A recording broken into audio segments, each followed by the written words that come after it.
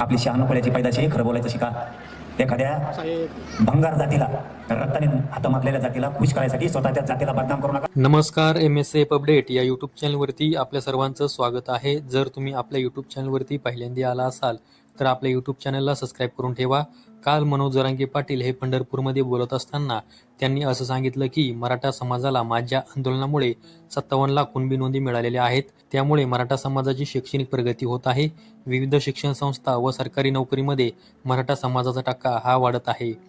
मराठा समाजाला मिळालेल्या आरक्षणामुळे बरेच लोक हे माझ्यावरती जळत आहेत. त्यामुळे माझा घातपात करण्यासाठी सुपारी सुद्धा दिली जात आहे, असा आरोप हा मनोज जरांगे पाटील यांनी केलेला आहे. त्याचबरोबर मराठा समाजातील लोकांना माझ्या विरोधामध्ये बोलायला लावलं जात आहे. एखाद्या भंगार जातीला व रक्ताने हात माखलेल्या जातीला खुश करण्यासाठी मराठा समाजाची बदनामी करू नका, असं देखील मनोज जरांगे पाटील या भाषणामध्ये बोलले आहेत. मनोज जरांगे पाटील यांनी आपल्या भाषणामध्ये भंगार जात, त्याचबरोबर रक्ताने हात माखलेली जात असा उल्लेख हा कोणत्या जातीचा केलेला आहे, या संदर्भामध्ये तुमचं मत काय आहे हे व्हिडिओच्या कमेंट बॉक्समध्ये कमेंट करून नक्की सांगा. आणि अशाच बातम्यांसाठी आपल्या यूट्यूब चॅनलला सबस्क्राईब करून ठेवा. व्हिडिओ आवडल्यास व्हिडिओ लाईक करा. संपूर्ण व्हिडिओ पाहिल्याबद्दल सर्वांचे धन्यवाद.